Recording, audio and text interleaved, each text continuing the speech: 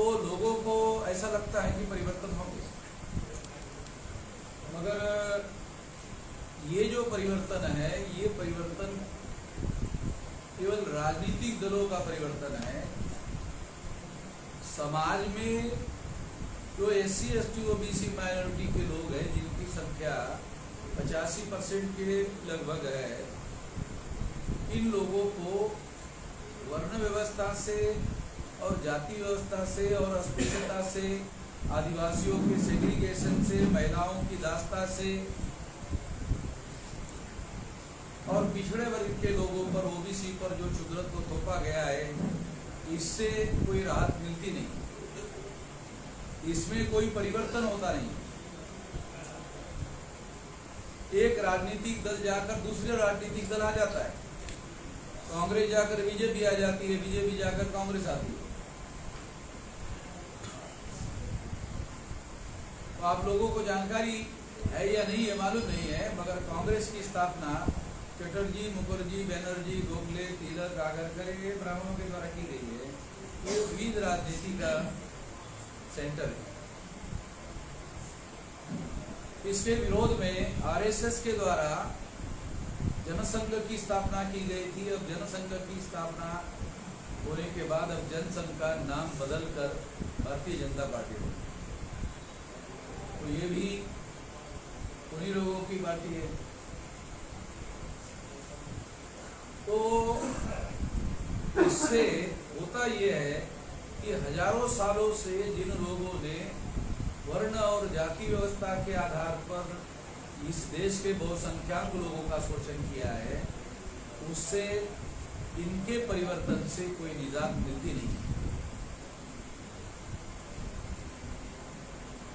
इसलिए वास्तविक परिवर्तन जब तक ये वर्ण और जाति के आधार पर बनी हुई समाज व्यवस्था के बीच में नहीं होता है और इससे पीड़ित लोग जब तक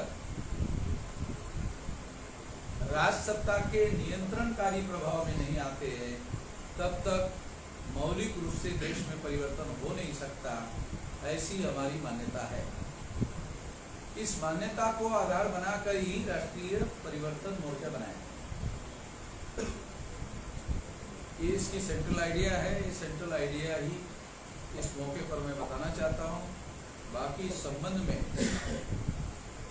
जो सवाल जवाब होंगे उस दौरान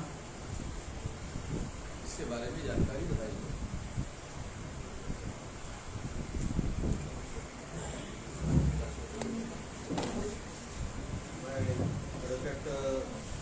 हमारा पाटिल साहब समता पकड़े विकास आघाड़ी का संयोजक को अनुरोध करता हूँ कि वो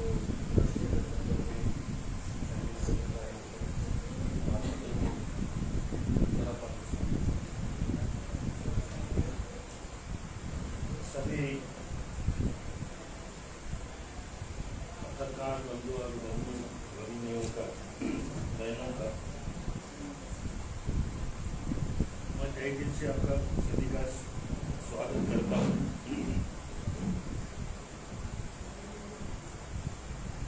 इस पत्रकार परिषद में मैं सबसे पहले वामन मेश्राम साहब का तहे दिल से इस्तेकबाल करता हूँ। इसलिए करता हूँ कि पहली बार हिंदुस्तान में, पूरे भारतवर्ष में EVM का मसला, EVM की मशीन के बारे में जो आंदोलन छेड़ दिया है, इसके लिए उनका बहुत बहुत शुक्रिया, शुक्रगुजार हम सभी हैं। जब तक ये EVM मशीन हिंदुस्तान के इलेक्शन से, डेमोक्रेसी की प्रक्रिया से हटती नहीं, तब तक हम कुछ भी सोचे तो कुछ फायदा होने वाला नहीं है। मैं आपसे विनती करता हूँ, जब से 99 को जब ये मशीन आई, तब से इस देश में कुछ इलेक्शन के बारे में या निवडणूक के बारे में अब खाली सोचते रह रहे, देखते रह रहे, मगर कोई अपने मर्जी के जैसा कोई अपना आदमी चुन के नहीं आ रहा है। पहली बार महाराष्ट्र में मैंने ये EVM मशीन के बारे में एक EVM पिटीशन, EVM हटाओ बोल के एक पिटीशन मैंने दाखिल कर दिया था बॉम्बे हाईकोर्ट बेंच है औरंगाबाद में कि ये मशीन के बारे में पूरी जानकारी मुझे बहुत अच्छी तरह से है। मैं बहुत अच्छे ढंग से जानता हूँ इस मशीन के बारे में। I am not technical expert but I have support to technical experts, यानी कि जो सॉफ्टवेयर इंजीनियर है उनसे सलाह मशवरत करके मैंने इसके अंदर जो भी अंदर है, इसके अंदर जो भी मसला इसके अंदर का है, ये मैं अच्छी तरह से जानता हूँ। इसलिए मैं पहली बार 99 को इलेक्शन पिटीशन के दौरान ईवीएम मशीन के बारे में पहला पिटीशन में दाखिल कर दिया था। इसके बारे में पूरी जानकारी मुझे है और मैं ही जानता हूँ इसके बारे में वामन मेश्राम साहब ने क्या कदम उठाया है इस देश में लोकशाही के अंतर्गत। जब तक ये मशीन नहीं हटती तब तक अपन जो सोच रहे हैं वो कुछ भी नहीं होगा। इसीलिए पहले ये मशीन हटनी चाहिए, तब अपने मर्जी के जैसा गवर्नमेंट इस देश में बनेगा। हम मोदी गांधी के सोच में नहीं है। मोदी को हटाए गांधी को लाओ, गांधी को हटाए मोदी को लाओ, इसके बारे में हम बात नहीं करेंगे क्योंकि हमारे मन में दोनों भी नहीं है। मगर हमारा जो तीसरा सोचने का, जो फुले शाहू अम्बेडकर के विचारों पर, बशीर चौर के विचारों पर, छत्रपति शिवाजी महाराज के सोच पर जो देश चलता है, ये डेमोक्रेसी चलती है, इसके बारे में हम सोचेंगे। और हमें इतना पता चला है इसके बारे में, इसके सोच में, कि जब तक फुले शाहू अम्बेडकर, छत्रपति शिवाजी महाराज, महात्मा बशीर चौर, इनके सोच से अगर देश नहीं चलता है तो इस देश का कभी भी भला नहीं होता, देश के अंदर के लोगों का भी भला नहीं हो सकता। जितना हमने तय कर दिया, हमने जान लिया, क्योंकि हम सोचते हैं इसके बारे में और यही सोच में, यही विचारों में इस देश का कल्याण और इस देश का जनता का कल्याण इसमें छिपा है। ये हम अच्छी तरह से जानते हैं, ताकि इसमें कौन आप अपने में से कौन इतना अवेयरनेस है। I don't know what is your thinking, what is your about your सोच क्या है, हम नहीं जानते। फिर भी हम जानते हैं, हम सोचते हैं। हम खाली कानून से, प्रक्रिया से, डेमोक्रेसी से सोचते नहीं है, बल्कि हम हमारे दिमाग से सोचते हैं कि सही सोच क्या है और ये देश की प्रगति, देश का विकास, देश के लोगों का विकास, जनता का विकास और सर्व धर्मों को, सर्व मूल निवासियों को साथ में जो जाने वाले हैं, उन्हीं के साथ में हम जाने का मन बना लेते हैं। महाराष्ट्र में देखा जाए तो हम last time Vanchit Bahujan Samaj party के साथ में थे। महाराष्ट्र विकास आघाड़ी, MIM और भारी बहुजन महासंघ के तीनों का मिला के वंचित बहुजन आघाड़ी बनी। उसके मुखिया थे प्रकाश जी आम्बेडकर। मगर जितना हमने करे उतना हमको यश नहीं प्राप्त हुआ। इसका मतलब यह है कि यश प्राप्त करने के लिए मूल निवासियों का जो साथ, खाली दलित और OBC से लेके नहीं चले, मूल निवासी भी साथ में होना चाहिए, ST के लोग भी साथ में होना चाहिए। ये हमने देख लिया, ताकि लोकसभा में 48 उम्मीदवार दिए। लास्ट टाइम 2019 में एक भी चुन के नहीं आया, मगर वोट अच्छे लिए, 47 लाख वोट लिए। इसका फायदा कुछ नहीं है। हमको ऐसा लगा विधानसभा में हमको यश प्राप्त हो जाएगा, मगर उसमें भी नहीं हुआ। इसका मतलब ये है कि हम जो कर रहे हैं उसको पूरी ताकत के साथ, पूरे दिमाग के साथ हम कर रहे नहीं कर रहे। इसका नतीजा ये निकला। हम अभी ये सोच रहे हैं, महाराष्ट्र में हम काम करते मेश्राम साहब जी, हमको बहुत अच्छा लगा। आप ये जो तीसरा मोर्चा, राष्ट्रीय परिवर्तन मोर्चा जो निकाले, हम इसके बारे में आपका बहुत बहुत धन्यवाद हम करते। इसलिए धन्यवाद करके कोई तो तीसरा दल इस देश में, कोई तो मोर्चा इस देश में बनना चाहिए। हम मोदी के और गांधी के विचारों में चलने वाले नहीं है। कांग्रेस का विचार बोला तो गांधी का, जो कांग्रेस वाले जो भी सोचते हैं और उनके साथ जाने वाले जो भी सोचते हैं, तो वो गांधी को प्रधानमंत्री बनाने के बारे में सोचते हैं। हम वो नहीं सोचते, हम गांधी को भी नहीं सोचते, हम प्रधानमंत्री मोदी को भी नहीं चाहते और गांधी को भी नहीं चाहते। इनको दोनों को हटा के अगर कोई मेश्राम जैसा साहब अगर कोई प्रधानमंत्री के काबिनेट में अगर उतर जाए तो हम उसके साथ में रहेंगे। यह हमारे मन की बात हम आपके सामने रख रहे हैं। इसके लिए हम ये सोच रहे हैं कि कोई तीसरा दल हिंदुस्तान में बनता है क्या। अभी इलेक्शन तो बहुत नजदीक आए लोकसभा की, इसके बारे में स्पीड तो बहुत जल्दी करना चाहिए। स्पीड तो बहुत होनी चाहिए, जल्दी से जल्दी आप सभी मोर्चा बनाना चाहिए। ये इतना आसान काम नहीं इलेक्शन। लास्ट टाइम हमने देखा 6,500 विधानसभा के इलेक्शन में 6,500 हम कैंडिडेट की इंटरव्यू लिए, मैंने खुद लिया।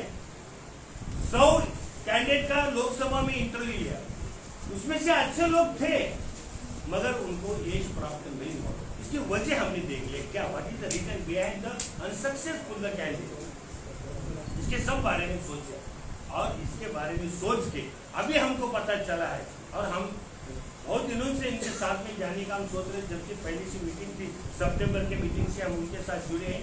हमारे प्रतिनिधि नंदेश जी अम्बाड़कर है, ये राष्ट्रीय उपाध्यक्ष है, सब महासचिव हमारे साथ में, उन लोग जाके दिल्ली में उन मिश्रम साहब से बात करके ये पूरा तय कर दिया कि अब हमारा मन बन गया है कि महाराष्ट्र में जो भी हमारे साथ 9 दल साथ में है, हम लगभग 9 दलों की पार्टी का एक गठबंधन महाराष्ट्र विकास समिति नाम देके उसको औरंगाबाद में एक महामोर्चा यानी महामेलावा लिए थे। उस समय भी हमने यही बात कही थी कि हम मोदी और गांधी के बारे में नहीं सोचेंगे, हम तीसरा क्या होता है क्या इसके बारे में हम सोचेंगे। और हम ये चाहते हैं कि इस देश में ये दोनों दलों से, कांग्रेस हो या एनडीए हो या इंडिया हो, इससे हमारा भला होने वाला नहीं है। ये खाली खुद के मतलब के सेल्फिश लोग हैं जिसमें ये दलों में बंटवारा करके काम अपना करा रहे। मगर हम इन दोनों दलों के साथ जाने की हमारी मानसिकता नहीं है, हमारा मन नहीं कर रहा है। इसलिए हम तीसरी जो परिवर्तन मोर्चा है इसके अंदर जाके हम देश में और परिवर्तन के बारे में, जिन मूल निवासियों के बारे में मैं ज्यादा बात नहीं करता हूँ क्योंकि मेश्राम साहब है और सवाल जवाब भी होने के हैं, मैं इसलिए बोलता हूँ। अब देखो महाराष्ट्र में क्या हो रहा है, महाराष्ट्र की परिस्थिति तो पूरे हिंदुस्तान में अलग है। कौन सा शिवसेना था वो दल फूट गया, राष्ट्रवादी था वो दल फूट गया। क्यों फूट गया? क्योंकि ये दल के जो शिवसेना के हो या राष्ट्रवादी के हो, ये पार्टी क्यों टूटी? इसका एक उसके पीछे एक रीजन है। क्या रीजन हो सकता है उसके पीछे? एक केडर बस के कार्यकर्ते नहीं है, खाली मतलब के लिए पार्टी में आए वाले कार्यकर्ते हैं।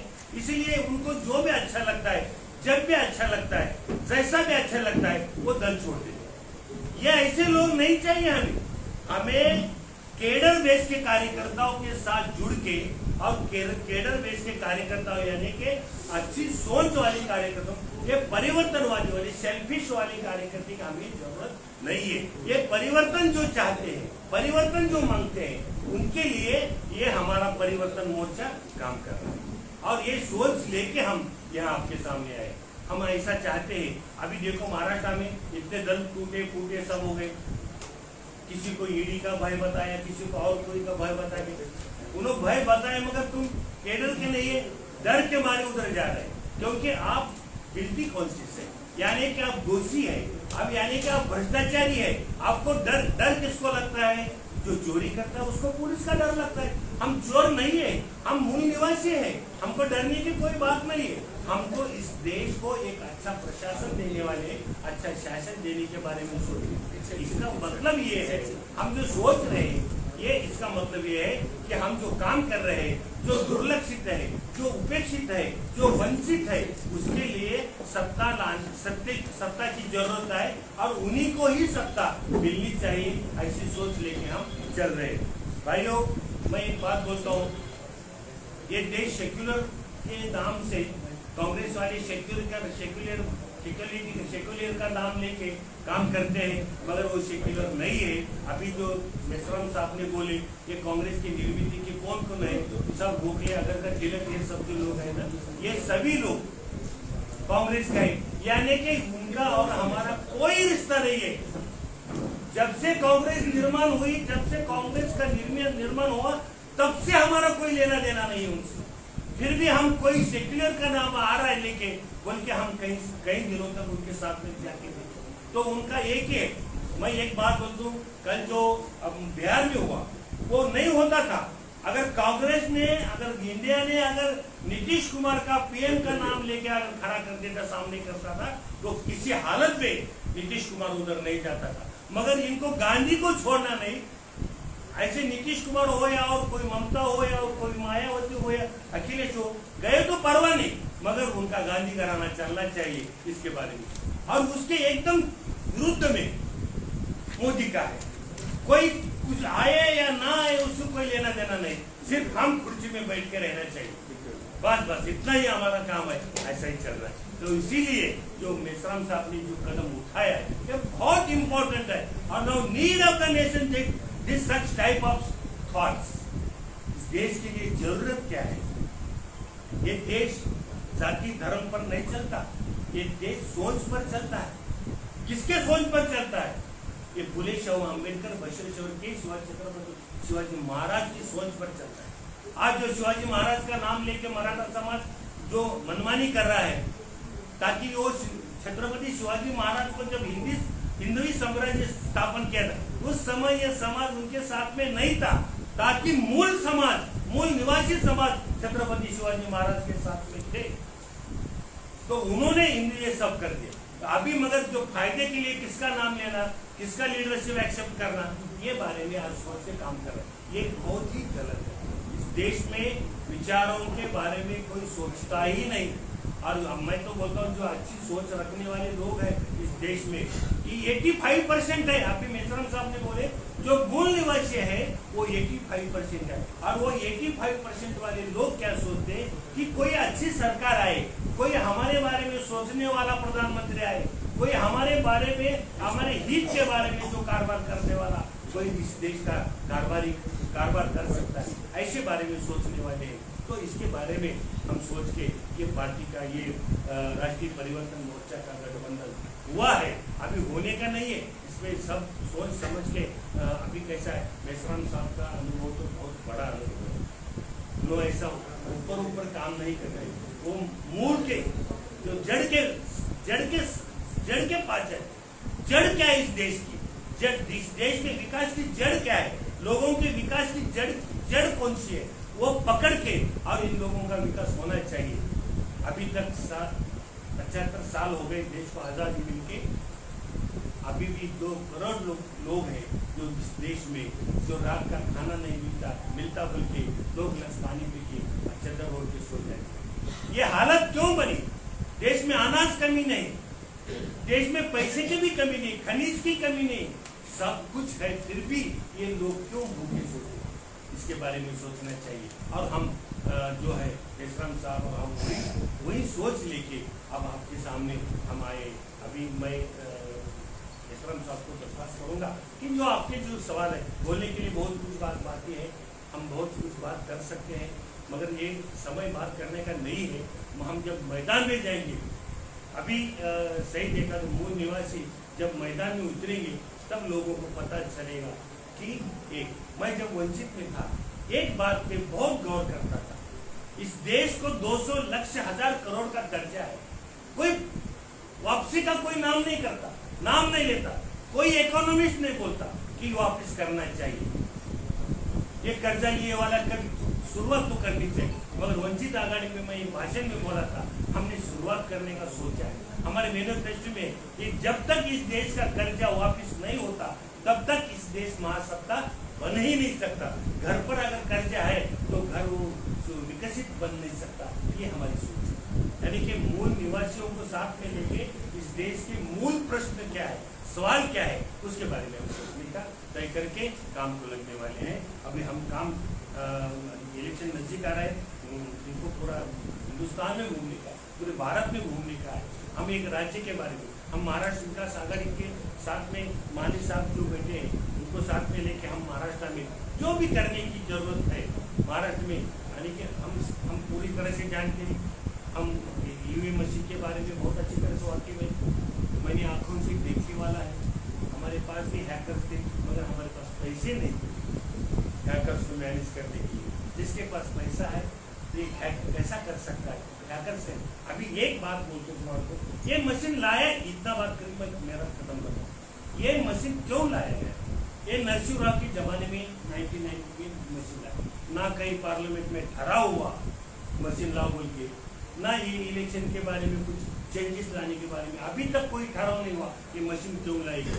खाली इतना ही एक ठहराव हो गया पार्लियामेंट में, क्या हो गया कि जो भी चेंजेस लाने का है वो इलेक्शन कमिश्नर को पावर डेलीगेट कर दिया और ये पार्लियामेंट ने पूरे पार्लियामेंट में तय कर दिया कि ये इलेक्शन कमीशन जो करेगा तो वो उनके उसको हम टोकेंगे नहीं, रोकेंगे नहीं, उसके लिए कोई रेजुलेशन पास करने की जरूरत नहीं। तब ये इलेक्शन कमिश्नर ने ये मशीन लाया। तब इसमें कांग्रेस जिम्मेदार है, खाली बीजेपी जिम्मेदार नहीं है।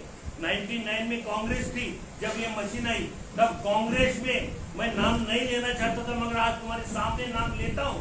इसमें पहले से कौन ये मशीन कौन, मैं जब विलास राव के बच्चे के खिलाफ में खड़ा रहा उस टाइम मैंने ये मशीन के बारे में पूरी 99 को तब मैं देखा एक सॉफ्टवेयर इंजन ने बात कर दिया है, एक हैकर्स ने कि तुम ये जीत नहीं सकती, इतना अच्छा पावर रहती।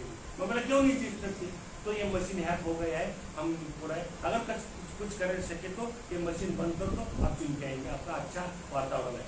मैं बोला अभी कैसा कर सकता हूँ, तो मैंने आह्वान कर दिया, इलेक्शन में रीट पिटिशन में गया मगर इलेक्शन बोला procession has been start, we have no any power to top the elections, ऐसा बोल के छोटे इलेक्शन हो गए।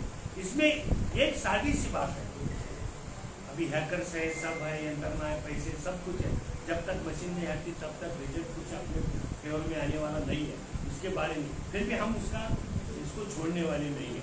मेश्राम साहब ने जो भी अभी कदम उठाया है, पहले मशीन बंद करो, इसके बारे में मोर्चा हो गया दिल्ली में, ये सब हो गया, मगर इसका अभी देखो इलेक्शन का मशीन लाने का 3 ही मकसद है, fast, fair and without fear.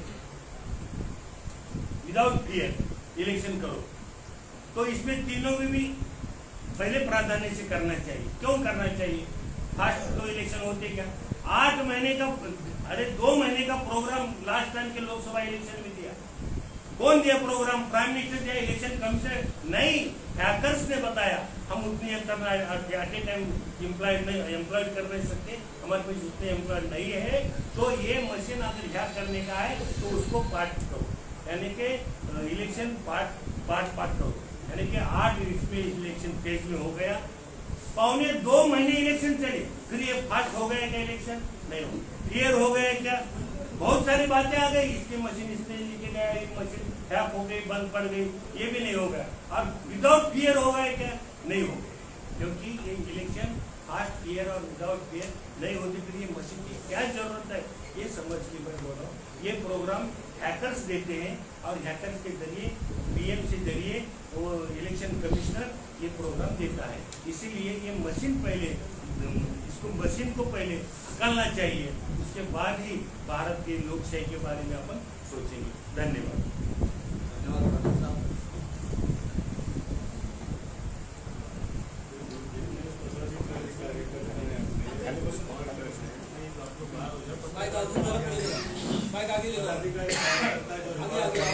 पत्रकारों को आगे आने के पत्रकार बंधुओं को अनुरोध है कि वो इधर सामने आ जाए।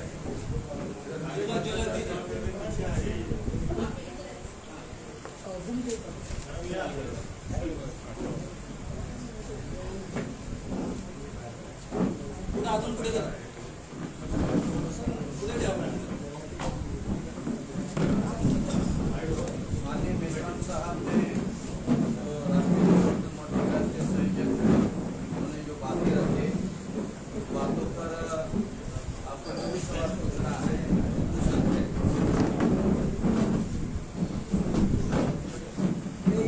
आपकी कोशिश में सो जिस किसी को भी कोई सवाल पूछना है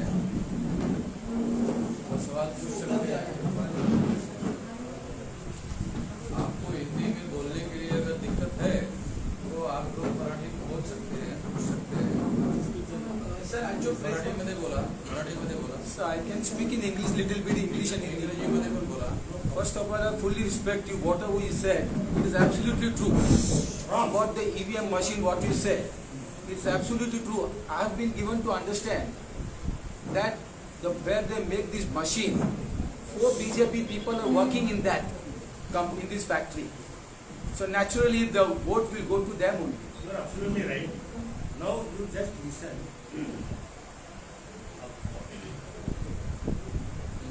मशीन के बारे में सुप्रीम कोर्ट का जजमेंट है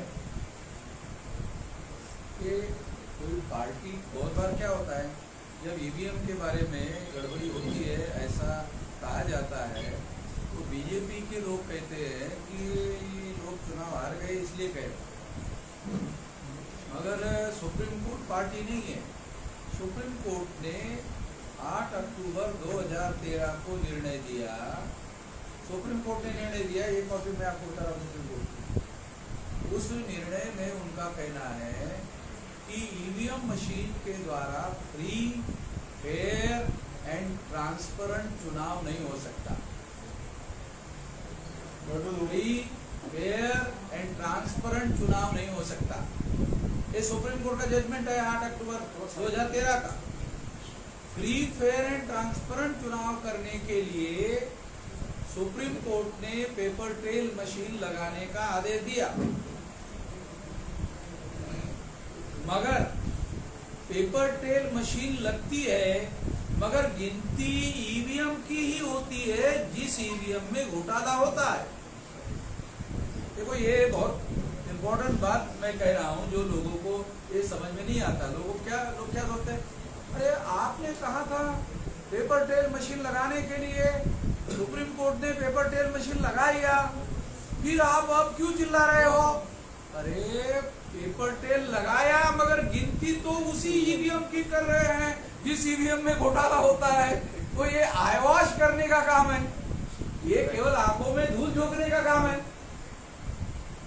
क्योंकि आप पेपर ट्रेल लगाया मगर गिनती ईवीएम की कर रहे हो। इसके बारे में आप लोगों को और मीडिया के लोगों को मैं एक बहुत बड़ी खबर देना चाहता हूँ। मीडिया वालों ने हमको खबर देना चाहिए, मैं मीडिया वालों को खबर देता हूँ कि मीडिया वालों ने 8 अक्टूबर 2013 की सुप्रीम कोर्ट की जो खबर है कि ईवीएम मशीन के द्वारा फ्री, फेयर एंड ट्रांसपेरेंट चुनाव नहीं होता, एक खबर ही नहीं छापी। नेशनल मीडिया ने सुप्रीम कोर्ट के द्वारा दिया हुआ जो जजमेंट है उसकी खबर ही नहीं छापी।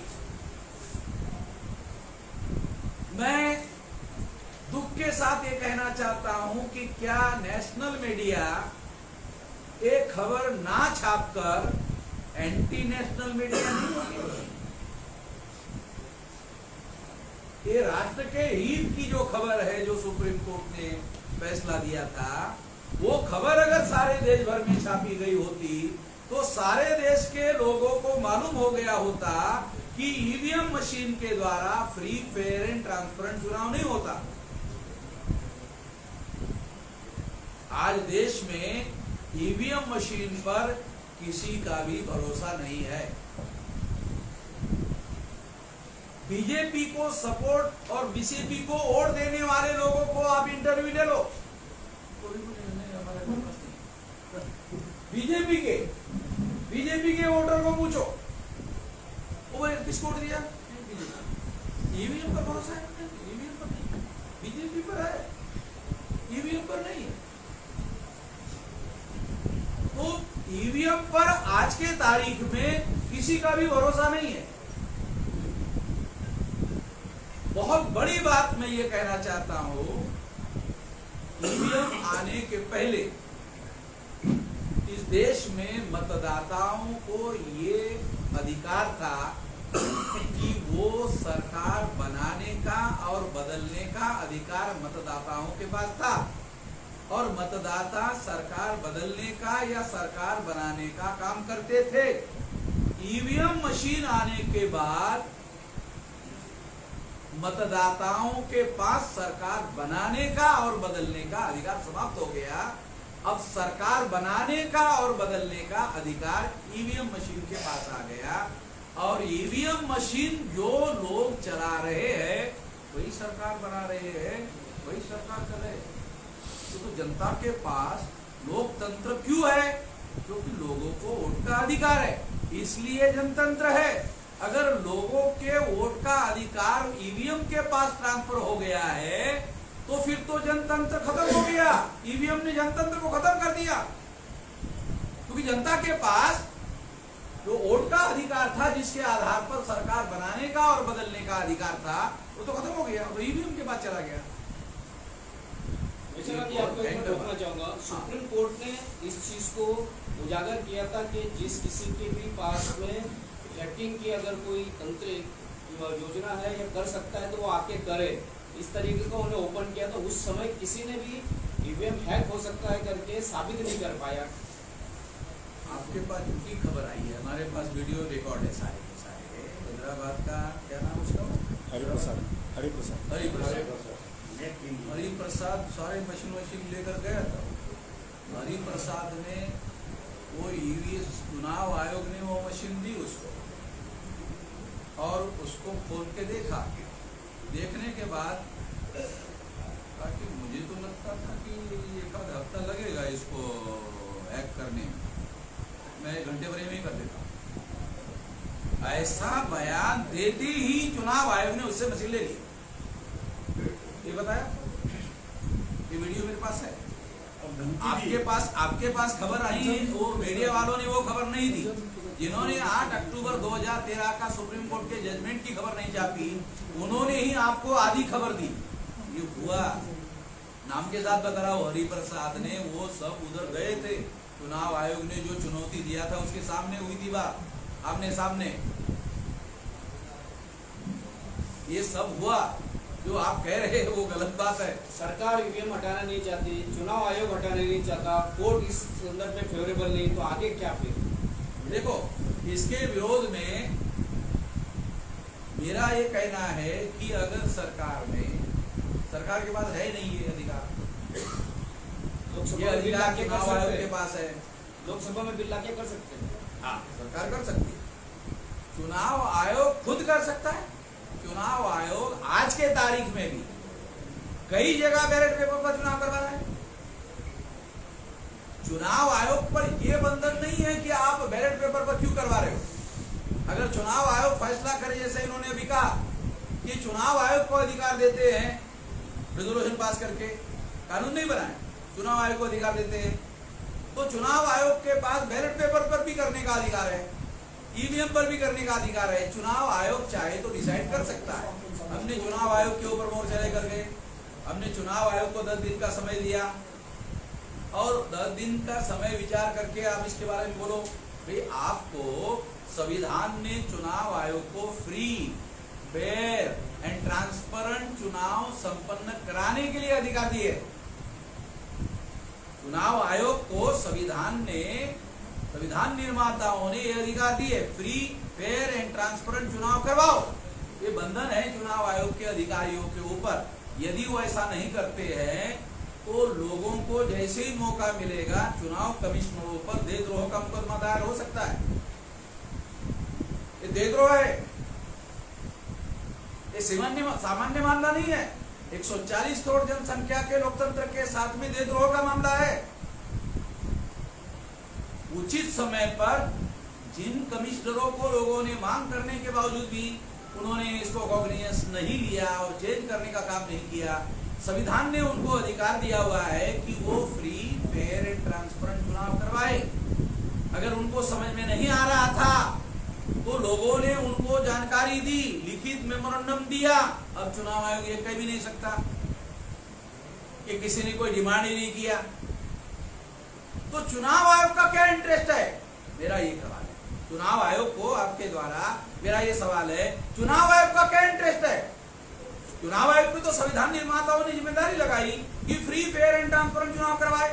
तो लोग कह रहे हैं ईवीएम मशीन पर हमारा भरोसा नहीं है, चुनाव आयोग को कॉग्निजेंस देना चाहिए।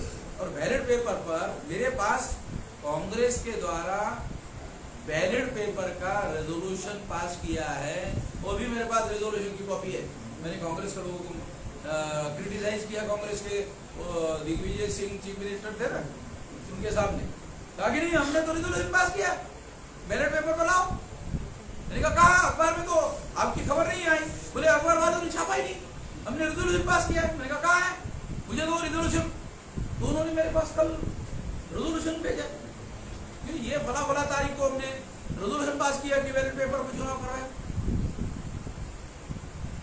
तो ये अभी आप लोगों ने खबर सुनी होगी कि इंडिया गठबंधन के लोगों ने चुनाव आयोग पर समय मांगा, समय भी नहीं दिया। अरे चुनाव आयोग इस देश में आपको बातचीत करने के लिए इंडिया गठबंधन के लोगों ने समय मांगा, आप समय दे नहीं रहे हो। मैं आपको एक बहुत खास बात बताना चाहता हूँ, वो बहुत फंडामेंटल बात है। वो क्या है, क्या आपको पता है कि पिछले लोकसभा के चुनाव में 19 के लोकसभा के चुनाव में बीजेपी को केवल 37.5% वोट पड़े, 37.7% वोट पड़े। बीजेपी के वोट जो है 37.7% है। इसका दूसरा मतलब है कि फिर 62.3% वोट वाले चुनाव क्यों हार गए, मैंने पूछा तो उन्होंने कहा कि हम लोग यूनाइटेड नहीं थे, इसलिए हम लोग चुनाव हार गए। 62.3% लोगों ने मुझे कहा कि हम लोग यूनाइटेड नहीं थे, इसलिए चुनाव हार गए। अब 62.3% लोग सारे इंडियन गठबंधन के नाम पर इकट्ठा हो। अब लोगों ने, पत्रकार लोगों ने इस बात की तरफ ध्यान नहीं दिया। 63% जिनके पास वोट है वो सारे इकट्ठा हो गए। अब चुनाव कैसे हो रहा है, 37.7% वर्सेस 62.3% के बीच में लड़ाई है। और मोदी ने चुनाव के पहले ही स्वीकार कर लिया कि वो चुनाव हार गए। अब बोलेंगे किस आधार पर ऐसा मोदी ने स्वीकार कर लिया। मोदी की बहुत सारी गतिविधियां जो चल रही है आजकल, बिहार में नीतीश कुमार को लाने की, अभी झारखंड की भी बात आपने देखी होगी, बंगाल की भी जो तमाम पार्टियां जो है, तमाम पार्टियां उनको तोड़फोड़ करने का जो कार्यक्रम चल रहा है। अगर मान लो मोदी जीतने वाले ही है, मैं आपको जो आंकड़ा मैंने बताया 200% मैं आपको लिखवा देता हूं कि मोदी चुनाव हारने वाले हैं, ईवीएम के द्वारा जीतने वाले हैं, वोट में हारने वाले हैं और ईवीएम में जीतने वाले हैं। और जीतने के बाद देश में बहुत बड़ा दंगा फसाद और हिंसा होने वाली है। ये 3 बातें। चुनाव के बाद चुनाव का के लिए होता है दुनिया में, जानते हो, शांतिपूर्ण परिवर्तन करने का अधिकार वोट के अधिकार में शामिल है। जिसको ज्यादा वोट पड़े उसको सरकार बनाने का, सरकार चलाने का अधिकार है। शांतिपूर्ण हमारे देश में चुनाव होते रहे हैं, सरकार बदलती रही है, कांग्रेस की भी सरकार रही, बीजेपी की सरकार रही, तीसरे मोर्चे की सरकार रही और शांतिपूर्ण परिवर्तन होता रहा। वोट का अधिकार शांतिपूर्ण परिवर्तन करने का अधिकार है जनता के पास। अगर शांतिपूर्ण परिवर्तन करने का अधिकार ईवीएम के द्वारा रोका गया तो लोगों के पास हिंसा करने का विकल्प बचेगा। तर्कसंगत बात बता रहा हो, हिंसा करने का विकल्प बचेगा। एक खतरा है देश के सामने। Sir, I would like to clarify one thing, sir. In Punjab, then how the BJP lost them? In Punjab, the election happened. So how these people have lost them? कुछ लोगों को यह सवाल पूछा गया था, उन्होंने ये जवाब दिया 100% चुनाव जीतेंगे तो फिर 100% लोग मान लेंगे ईवीएम में घोटाला। तो ईवीएम की ईमानदारी शो करने के लिए कुछ जगह हारना भी पड़ता है। 5 में से 3 जगह बीजेपी जीती नॉर्थ इंडिया में, छत्तीसगढ़ में, मध्य प्रदेश में और राजस्थान। तेलंगाना में ये तो 2-4-5 सीटें वाला छोटा वाला स्टेट ले लो और नॉर्थ ईस्ट रीजन का एक छोटा स्टेट जो नॉर्थ ईस्ट वालों को दे दो, ठीक है। तो लोगों को ये लोग हमेशा बोल रहे गड़बड़ी फिर कैसे होता है। देखो मैं आपको खास बात बताना चाहता हूँ, लॉजिक कैसे फाल्स यूज किया जाता है। अरे अगर ईवीएम में ऐसा होता तो फिर वो कैसे जीते। ये सुप्रीम कोर्ट समझ में नहीं आता, गधे लोग हैं सुप्रीम कोर्ट की चीफ जस्टिस। ये लॉजिक उधर दे दो सुप्रीम कोर्ट में जो आप कह रहे हो। जो आप कह रहे हो ये लॉजिक अगर सुप्रीम कोर्ट को दोगे तो वो बोलेंगे ये इधर बकवास मत करो, इधर लीगल पॉइंट बताओ। तो बोलेंगे लीगल पॉइंट बताओ। मैं आपको लीगल पॉइंट बता रहा हूँ कि सुप्रीम कोर्ट के सामने कोई बात वो बता नहीं पाए इसके समर्थन में, स्टैंडिंग में। ईवीएम का समर्थन करने का कोई खास मजबूत आधार नहीं है। महाराष्ट्र सरकार ने भी, मुख्यमंत्री एकनाथ शिंदे ने 1 नेशन 1 इलेक्शन को सपोर्ट किया है, फिर वापस ईवीएम मशीन का मसला आता है। शिंदे के बारे में बोलने के लिए काम मूड खराब बिनबुडाचा माणसाला त्याच्यावर तुम्ही मला प्रश्न विचारला काय बूड आहे का? जितक्या लोकांनी शिवसेनेच्या विरोधामध्ये बंडखोरी केली महाराष्ट्रात ते कुठं आहे? शिंदेच्या पूर्वीचे, शिंदेच्या पूर्वी बंडखोरी झालेली का शिवसेनेमध्ये? त्यांचे नाव कुठं आहे? शिल्लक आहेत की ते जगात आहेत का अस्तित्वात? निवडणूक झाल्यावर बघा शिंदे कुठं राहते. मला आम्ही भेटू पुन्हा तुम्हाला. शिंदे निवडणुकीच्या नंतर शिल्लक राजकीय भेटू. शिंदेच्या सांगण्यावरून मराठा लोक बीजेपीला मतदान दिलं. जरा सांगा म्हणजे शिंदेच्या सांगण्यावरून शिंदे मराठा, मग शिंदे सांगेल मराठ्यांना बीजेपीला मतदान दिलं. कधी येते मराठा शिंदेच्या सांगण्यावरून बीजेपीला मतदान द्यायला? आणि मग जर शिंदेच्या सांगण्यावरून मराठी मतदान बीजेपीला देणार नाहीत, बीजेपी वाले शिंदेला मतदान करायला सांगतील. पेपरात सांगतील.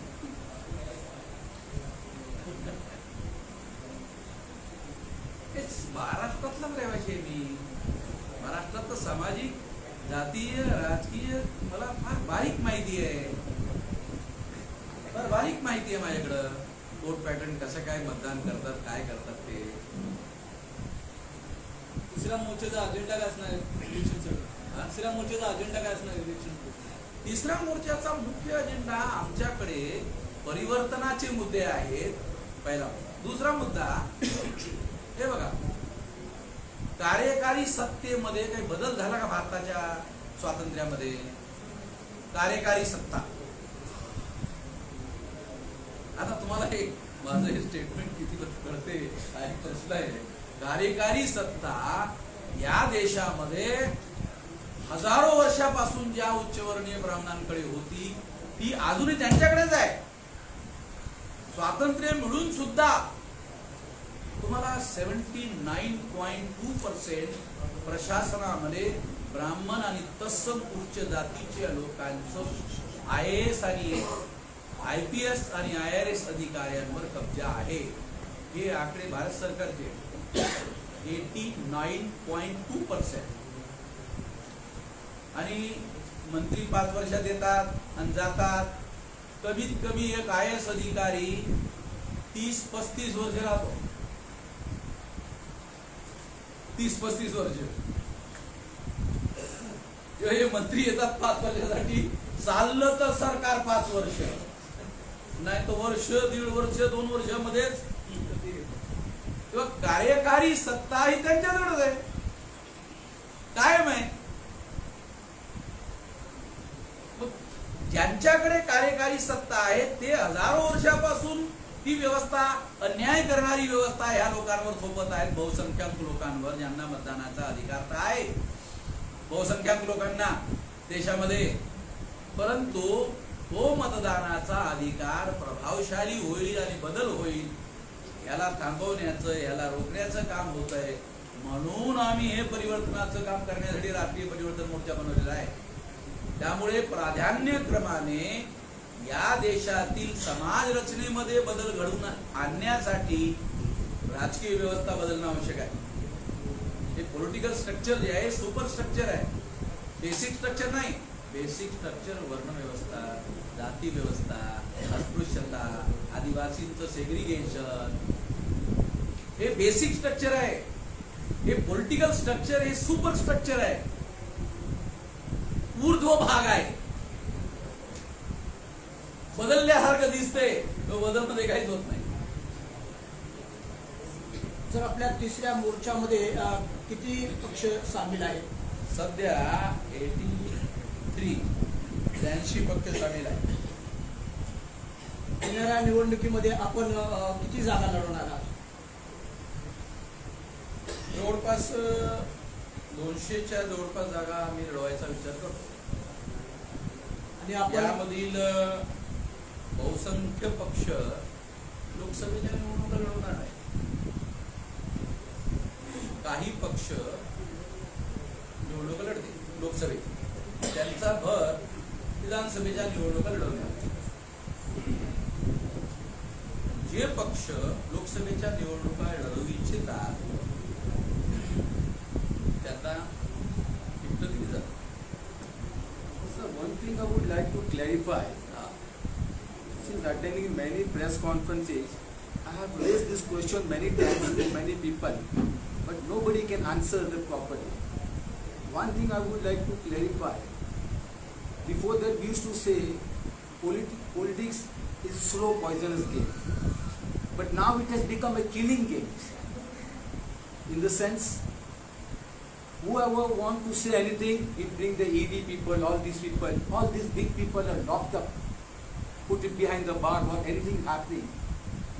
Even nowadays the price is also gone, become double triple, so half the public is completely gone dead, sir. तो आप मुझे बताइए, पब्लिक भी डेड हो गया, बड़े बड़े लोगों को भी अंदर डाल रहे हैं, तो क्या कल ये चुनाव रोक भी सकता है सर? मैं यही आपको पहले कह रहा था कि मोदी जी ये कार्रवाइयाँ क्यों कर रहे हैं?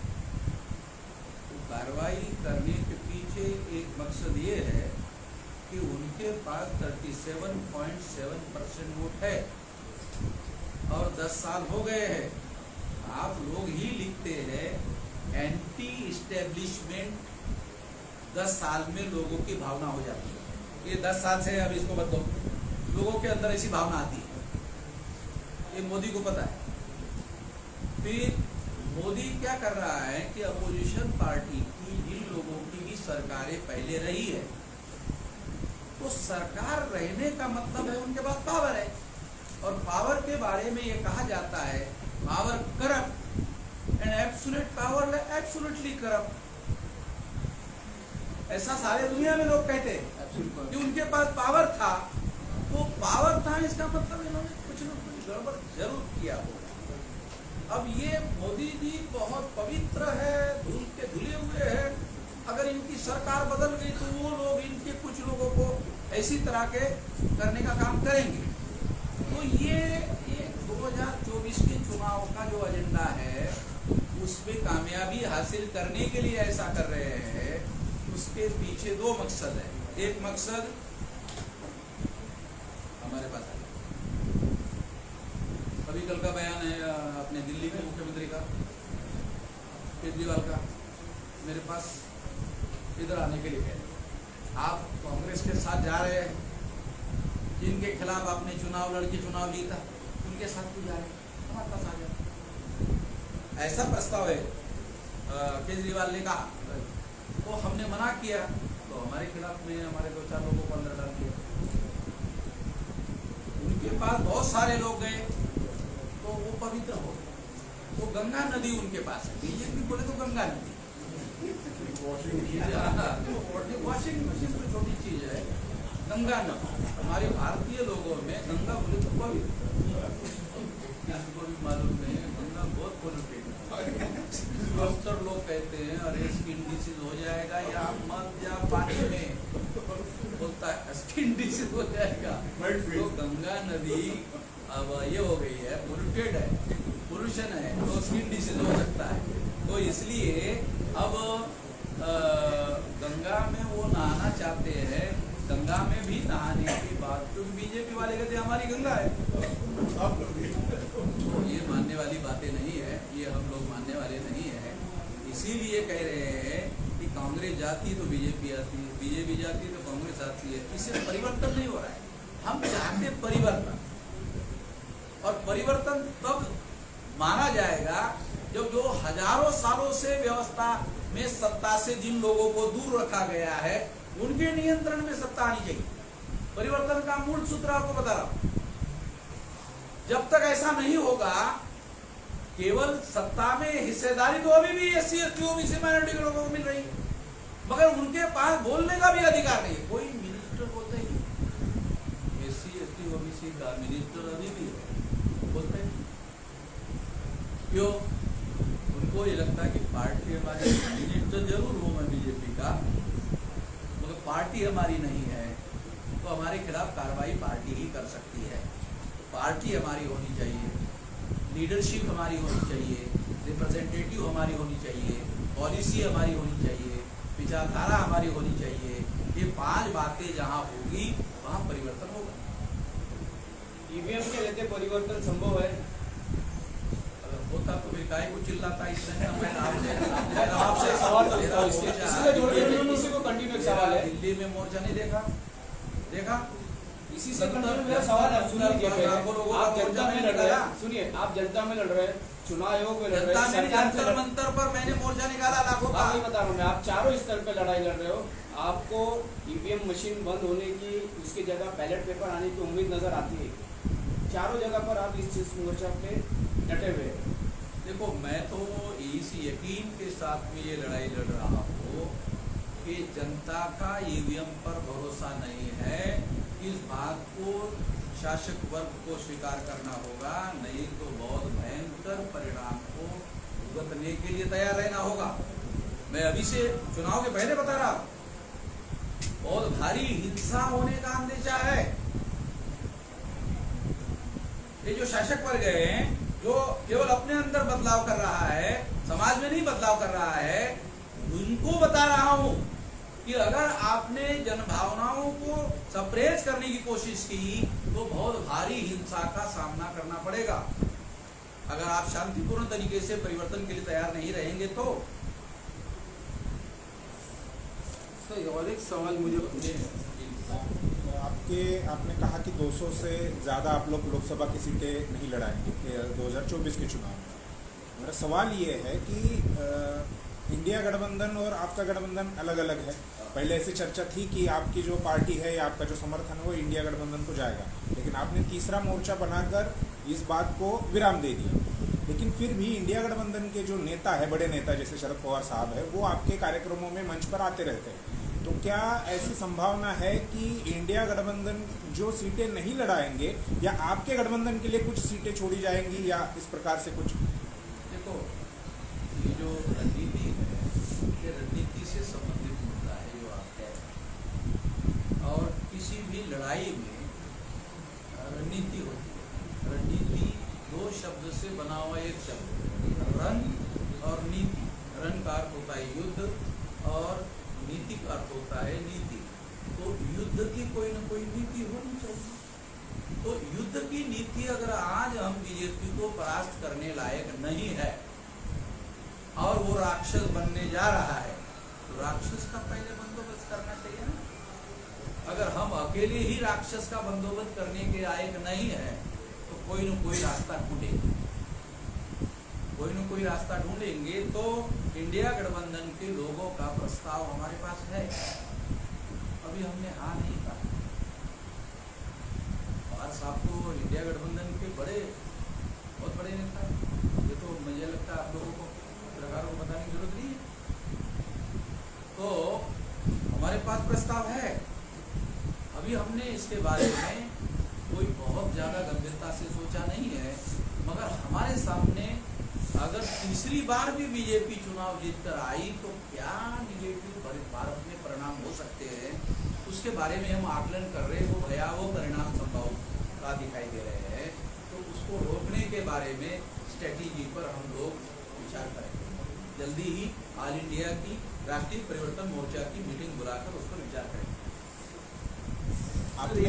आपने चुनाव आयोग को 10 दिन का समय दिया है, 6-7 दिन बीत गए, लेकिन चुनाव आयोग की तरफ से आप जो मांगे कह रहे हैं उन मांगों को चुनाव आयोग पूरा करता हुआ नजर नहीं आ रहा है या उस प्रकार की कोई उनकी कार्रवाई नहीं है? अभी हम लोग 10 दिन के पहले इसके बारे में जल्दबाजी नहीं कर सकते। 10 दिन का पूरा मौका देने के बाद ही इसके बारे में मैं बयान दूंगा।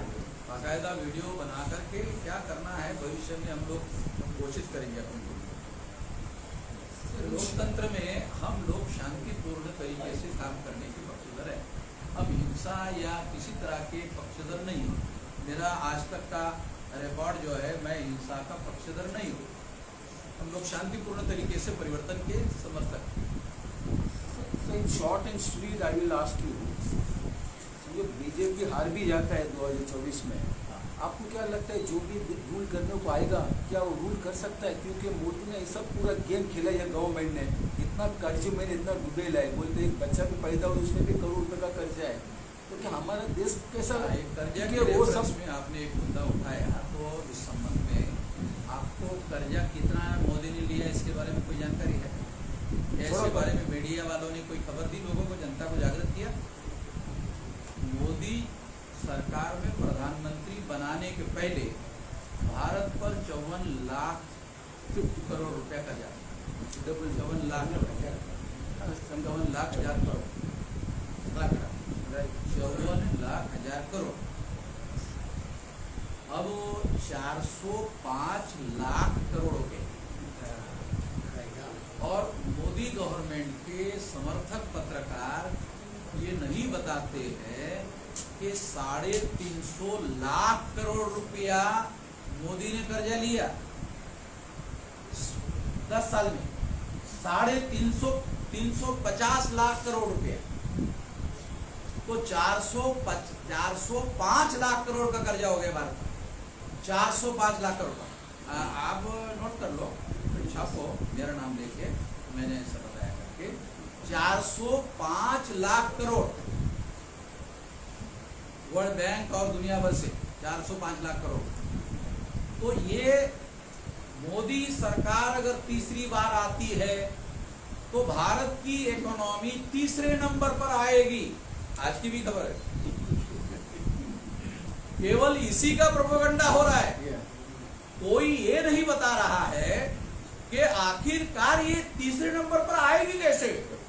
405 लाख करोड़ कर्जा लेकर आएगी तीसरे नंबर पर इकोनॉमी। ऐसा टाइटल तो कोई दे ही नहीं रहा है।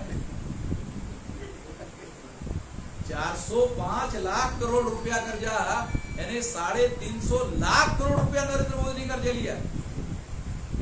केवल वो यही कह रहा है कि तीसरे नंबर की इकोनॉमी होगी, तीसरे नंबर की इकोनॉमी होगी। अरे इकोनॉमी तीसरे नंबर से होती है, वो इन्वेस्ट से होती है, एक्सपेंडिचर से होती है। ये पैसा इतना भारत सरकार के पास आया कहां से? ये मेरे सामने सवाल था, मैंने छानबीन किया तो पता चला 405 लाख करोड़ रुपए कर्जा लिया। 54 लाख इतने सालों में, 50 साल से ज्यादा कांग्रेस ने राज किया, इतने साल में कर्जा 54 लाख करोड़। और अकेले 10 साल में नरेंद्र मोदी ने 405 लाख करोड़, 205 लाख करोड़ की 405 लाख, 405 लाख करोड़, 205 पड़ा है, 405।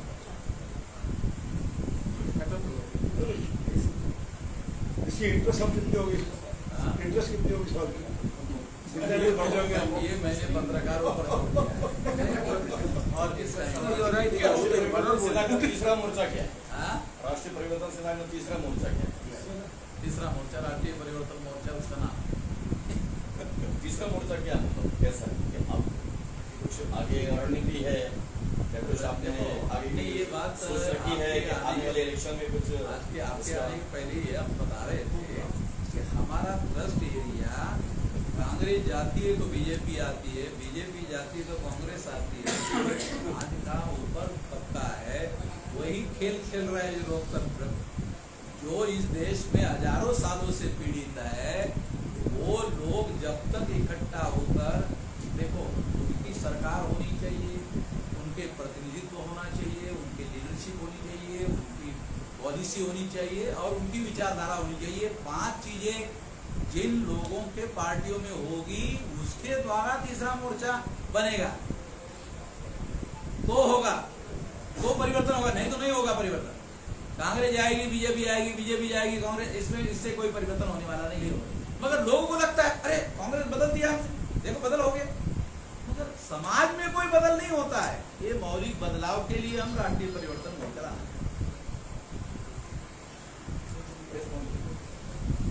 Anyway, I wish you all the best. You can become the PM, sir, because you got everything, good knowledge, everything. So I wish you, sir, you can do something. Sir. अभी हम लोग बीजेपी को परास्त करने लायक नहीं है, इसलिए हम लोग पीएम का कैंडिडेट हमारा हो सकता है, ऐसे हसीन सपने हम नहीं देखा है।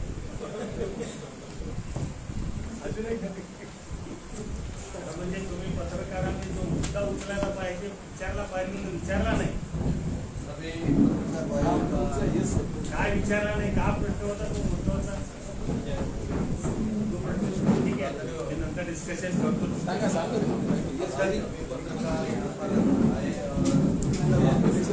दैनिक हो या